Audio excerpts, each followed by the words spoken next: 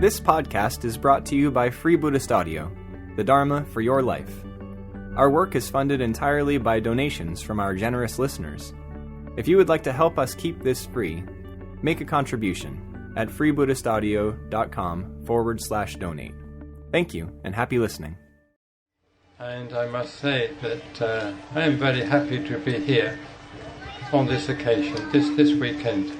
I've been hearing about Buddhafield for the last 12 years, but of course this is the first time I've actually been here and have been able to see, with my own eyes, the sort of things that I've been hearing about so much. In various ways, from various people in the course of that period, yes. So it's a very special occasion for me. I must admit, though, that I haven't grown my hair specially for the occasion. It was simply that I could not get hold of my regular barber in time. So that is, in fact, the more prosaic reason, for my having my hair a little longer than usual. I'll do my best to speak louder, but don't forget I'm an old man and I can't speak so loudly as some of you younger ones are able to do. And this morning I was very happy to be shown around and to see the various related activities that are going on. I was very pleased to be able to sit in the Padmasambhava yurt and also to tour around the healing area and to have lunch in the restaurant.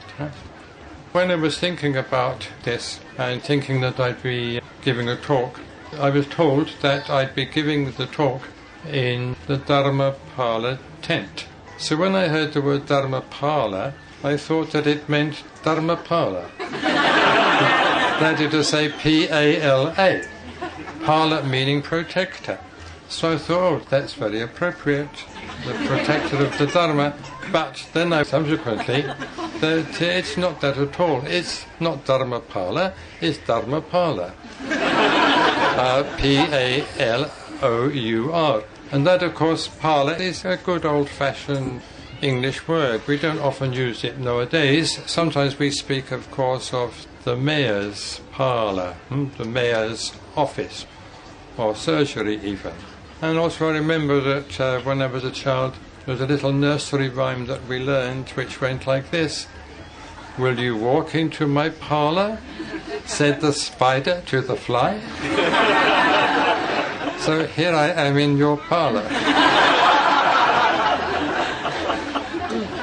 Yes, here I am in your parlour. In the centre of your web. And I gathered that the series of talks that you've been having and in which I'm taking part have been roughly on the subject of Sangha, as I think Kamalashila also indicated. So I thought that quite interesting.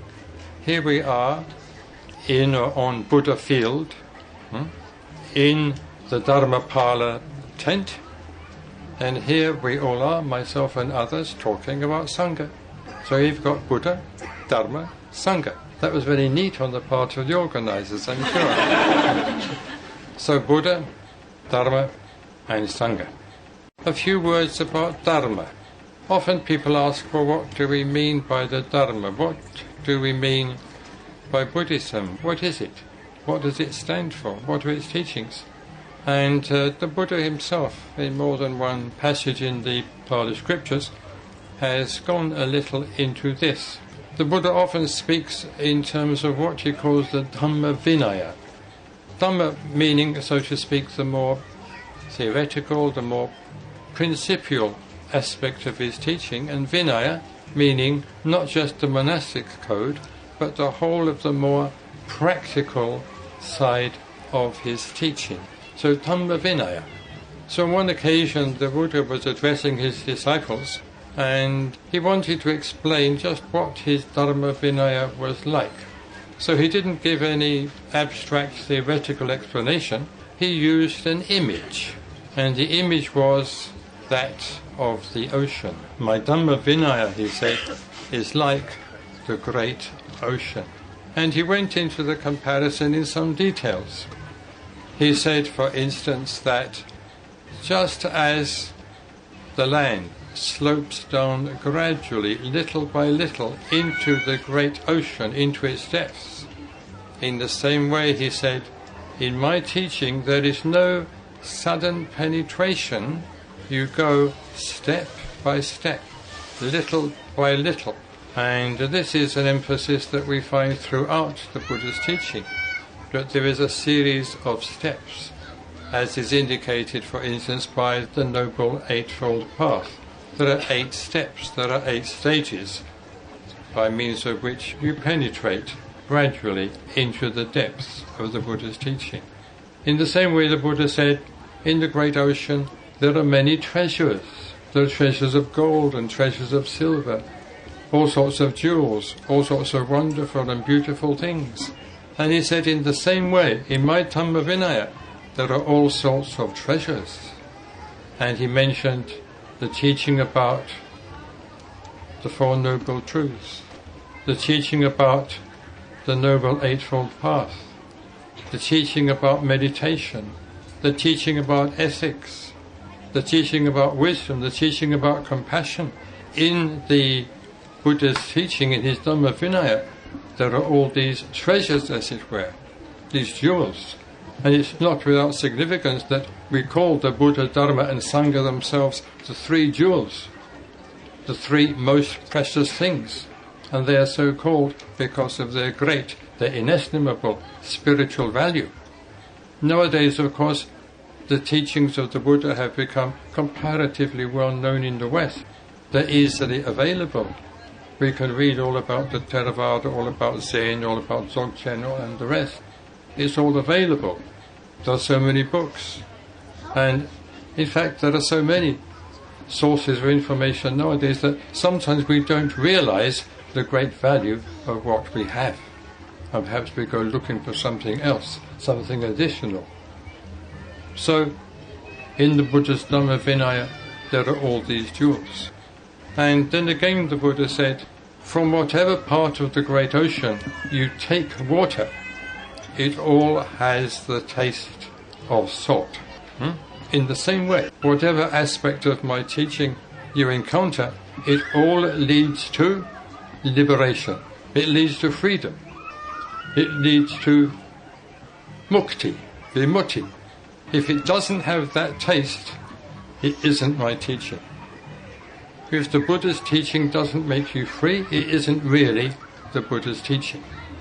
So this is a very, very important characteristic of the Buddha's teaching, and it's something that we should be looking for in the Buddha's teaching, something that we should be using, so to speak, the Buddha's teaching for, to help us to be free in the deepest and the truest sense. Of course, freedom, the word freedom, has all sorts of meanings. It can be understood on all sorts of levels, and we can't usually approach the word freedom in its deepest and truest meaning straight away. There are all sorts of, as it were, preliminary meanings that it has, meanings on lower levels of experience. We talk about social freedom, religious freedom, economic freedom, freedom to think, freedom to believe. These are also important freedoms, as well as the supreme freedom of which the Buddha is talking, vimutti. I remember an incident, in fact a series of incidents from my own experience years ago in India, which reminded me very forcibly of the importance of freedom to human beings. We all need freedom, just as we need air. In the period of which I'm speaking, I was in India, and it was the early 50s, or middle 50s. And you may have heard that about 50 years ago in India, there was a very widespread, a mass movement of conversion to Buddhism. And this movement was on the part of people living on the lowest level, socially speaking, economically speaking also. It concerned the former untouchables. You must have heard, of course, of the Indian caste system.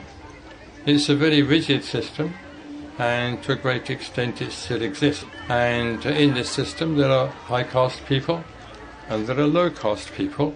And in fact there are not just low caste people, there are people whose caste is very low indeed. It's so low that they don't really even have a proper caste. And one of the consequences of that is that such people were, and in many cases still are, regarded as impure, so that any contact with them pollutes. So the caste Hindu will not have any contact with someone belonging to that untouchable or ex-untouchable community. So they, in the old days, they were excluded from the temples, excluded from the schools, and had to engage in all sorts of menial and servile work, and weren't allowed to engage in any other kind of work. They were very seriously oppressed and depressed. So this is still going on to some extent. But in 1956, an event of very considerable importance took place, not only for India, but even for some of us here in the West. Among the ex-untouchables, there was a leader. Fortunately, they had a leader. And you may have been hearing something about him in the course of the last week. And his name was Dr. Bhimrao Ambedkar. He was born as an untouchable, and he suffered all the consequences of being an untouchable. But nevertheless, he was a kind of genius, and he managed to educate himself, and he rose even to a very high position in Indian political life. And he became the leader of a very large section of the ex-untouchables in central and western India. And he saw the condition of his people, how oppressed they were, how excluded, how badly treated by the caste Hindu society, and he came to the conclusion that there was no future for them within the Hindu fold. He came to the conclusion that they had to change their religion if they wanted to improve themselves in all respects. So 50 years ago, he announced his own conversion to Buddhism in Nagpur, and on that occasion 400,000 of his followers took the same step with him. So that was a very important, a very momentous occasion. So here they were, no longer Hindus, not just 400,000, but many hundreds of thousands of others followed. Here they were, they just ceased to be Hindu, they were Buddhist. So what were they to do? They looked to their leader for guidance, then he died. So they were left without guidance, without help from a dharmic point of view. So I was there in India at that time. And with others, I decided that, well, we should do something. So a lot of my time in the early 50s, when I myself was still quite a young man in my early and middle 30s, much of my time was spent teaching the Dharma to these new Buddhists, as they were often called. And as I moved about different parts of India, different groups of these new Buddhists, giving talks, giving lectures, meeting them individually. And of course I'm reminded of that very much today, because they weren't all sitting on chairs, they were sitting on the floor, just as you are sitting now. So this also brings me back to those days. And often I used to ask people, now that you've become Buddhist, what difference does it make to you? And I always got the same answer. Nobody ever said, well, I'm a bit better educated now, or now I can go to a Buddhist temple. No, they all gave the same answer. They all said, now that I'm a Buddhist, I feel free. They all had this sense of freedom. And this was psychologically and spiritually most important. And because they had this sense of freedom, because as Buddhists they felt free, that they were in charge of their own lives at last, they could progress in every respect. And it's very noticeable, it's been commented on by outside observers, that those ex-untouchables who became Buddhists have progressed much better in every sense, not just religiously, but socially and economically, than other ex-untouchable communities that did not convert to Buddhism. So this is very important. We can see how important it is to have that feeling of freedom. And I expect this is one of the reasons why people come to Buddhafield. You like to get away from the city. You like to be more free, as it were, to do things here perhaps that you wouldn't be able to do at home. I remember, a few years ago, someone wrote to me a very angry letter. He said, "I've been to Buddhafield. What did I see? Hot tubs."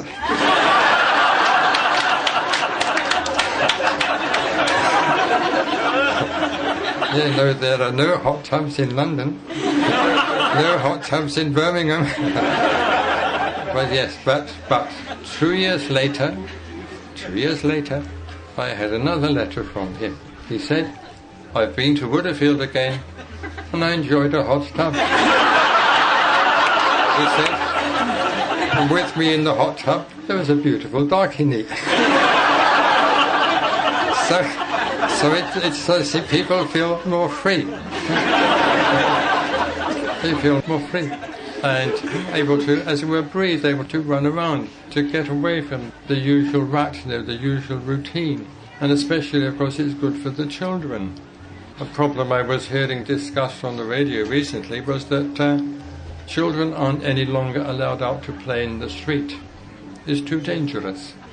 And I can remember, when I was a child, when I was 6, 7, 8, that sort of age, I was always out playing in the street. But here, of course, children are free to play. They can roam around, they can run around.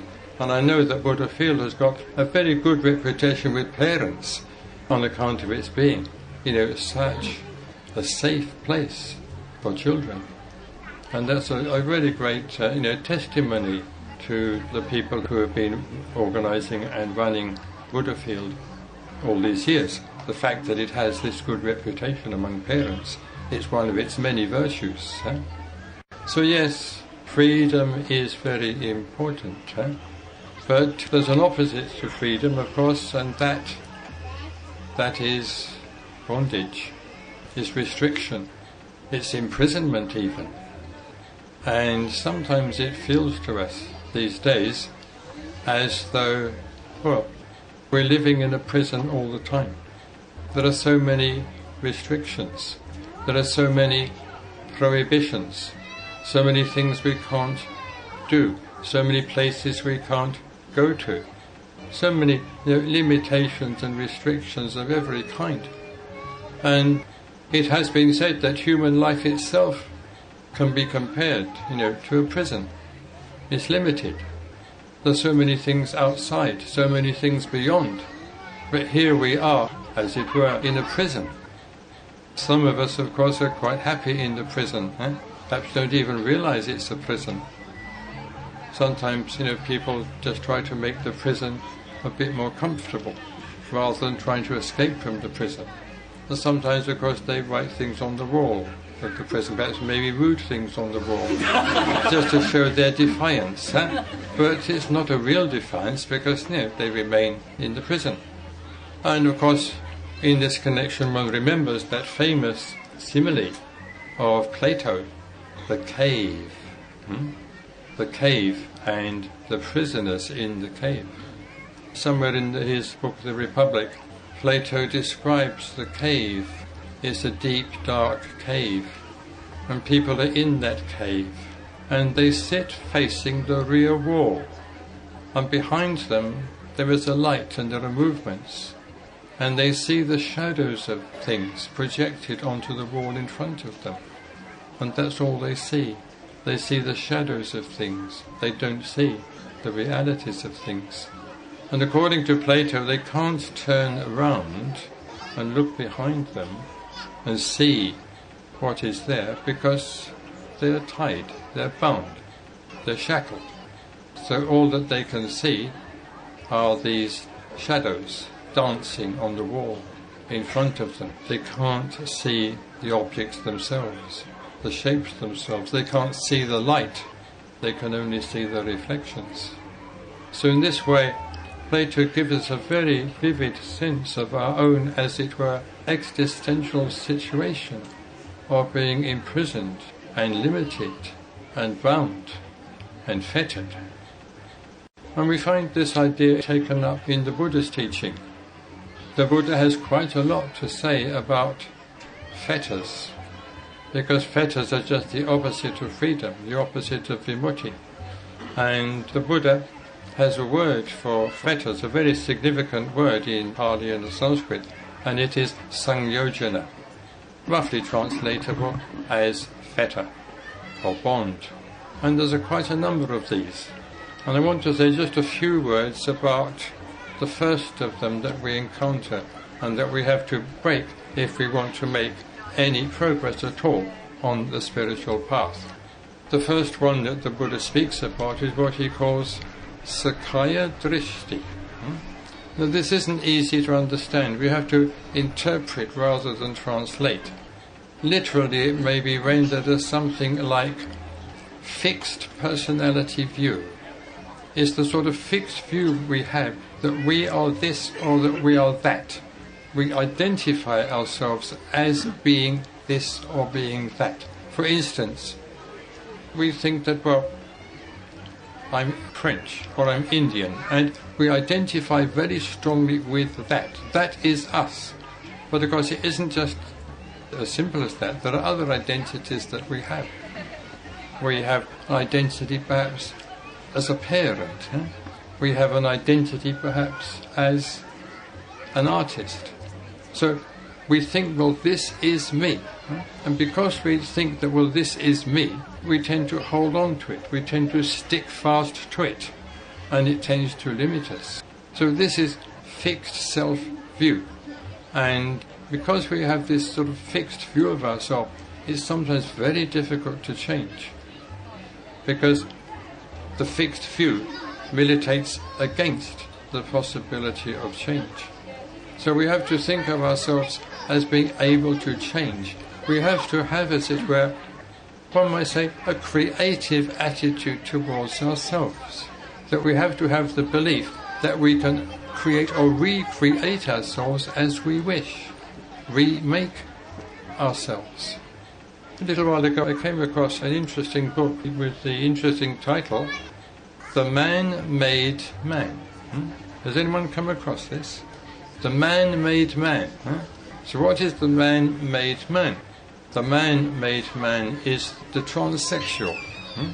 That is to say, the person who, by means of surgical operations and hormone treatment, effects some kind of change from his or her former sex to the opposite sex.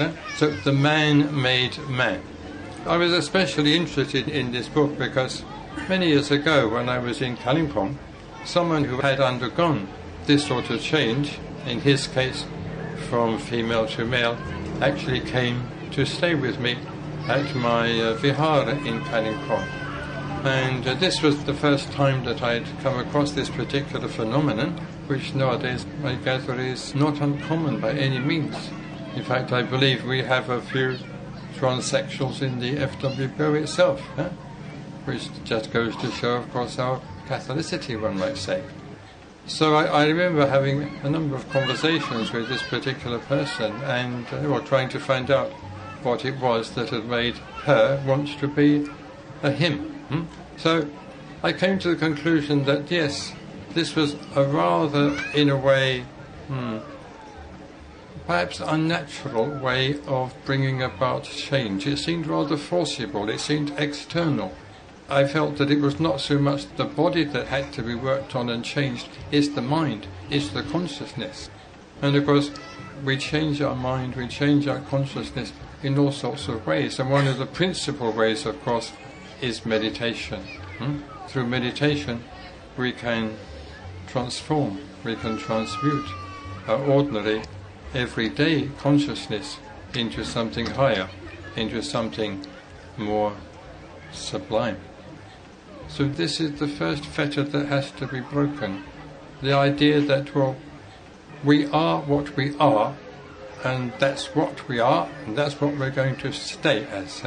That sort of attitude.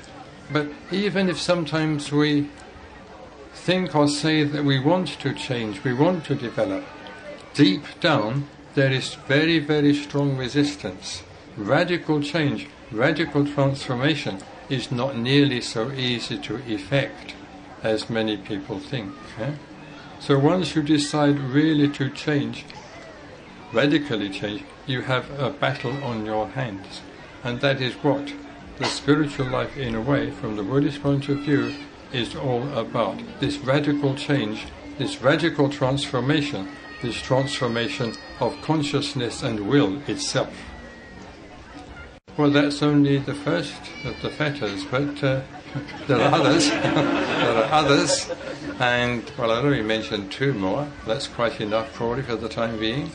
The next one is, the original word is Sila Vrata Paramarsha, which is a bit of a mouthful, but it's sticking to. It's usually translated as attachment to rules and observances. But the real meaning is perhaps paraphrased best as just going through the motions. You all know how it is, or most of you, I'm sure, know how it is. Maybe you take up a religious practice. You take up the practice of a puja or a meditation, and maybe you do it every day for a while. You go on doing it every day. But perhaps you then become conscious that you're not really doing it. You're just going through the motions. And you think it's a good thing just to do it in that way, just to go through the motions. But that is a fetter. That is something that holds you back. No religious practice, no religious observance will do you any good unless you can do it with your whole heart and your whole soul. So this is what this second fetter is all about. It's the fetter of doing things just half-heartedly, especially any religious practice or meditation or puja, doing it not wholeheartedly, not putting the whole of yourself into it. There's a verse I remember in the Bible. I do sometimes quote the Bible. Whatever your hand findeth to do, do it with all your might. And I think that's very important. That's the secret of success in all sorts of fields, including, of course, the spiritual field. If you take up meditation, put your whole heart into it. If you take up the study of the Dharma, put your whole heart into it. It doesn't necessarily mean that you devote a lot of time to it, but whatever time you do devote to it, during that time you just do it wholeheartedly. You really believe in it. So you do it with the whole of yourself. And it's only that sort of practice that can effect change, that can break this fetter of Sila Vrata Paramarsha. So that's the second one. The third and last fetter I'm going to say anything about, and then draw to a close, is usually called, well, in Pali or Sanskrit it's Vichikitsa. And this is usually translated as doubt.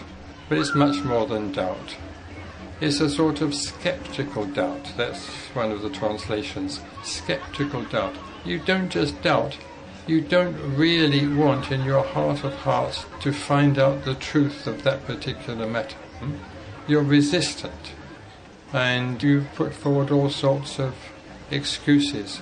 And your mind wavers. And you go from this idea to that. You change your mind. For instance, you may be engaged in some kind of, let's say, meditation, and you start having doubts about the efficacy of that meditation. and you start wondering, well, maybe some other meditation would be better, or maybe some other practice altogether. So the doubt produces a sort of wavering, a sort of uncertainty, which prevents you, again, from committing yourself wholeheartedly to what you are doing. So all these sort of things, all these sort of wrong attitudes are fetters, and all of them can inhibit our practice of the Dharma and prevent us, in the end, from realizing vimutti, or freedom. So I like to give my own, as it were, version of these three fetters, not just my own version of the three fetters, but their positive counterparts. So I've come up with what I call 3 C's. One should try to be, first of all, creative, committed, and clear. Creative in the sense of constantly working on oneself and trying to create and recreate oneself, a better self, a higher self, a kinder self, a more universal self, a more spacious self. Try to create from day to day that kind of self. So be creative, and then committed. Whatever you do, commit yourself to it, especially any form of religious practice, any form of meditation, any relationship or friendship. Commit yourself to it wholeheartedly, without reservations. Be committed, and then clear. Try to clarify your ideas. Don't be fuzzy in your thinking. Don't be vague. Don't be woolly. Don't allow yourself to be overpowered by doubts, especially skeptical doubt, but be clear. So if you can be on higher and higher levels, creative, committed, and clear, then you can be sure that before long you'll be able to achieve vimutti, freedom in the high spiritual sense. And if you achieve that freedom, then of course you will have a deep understanding into the meaning of the Buddha's teaching, and be able to benefit from that understanding yourself and benefit others with it.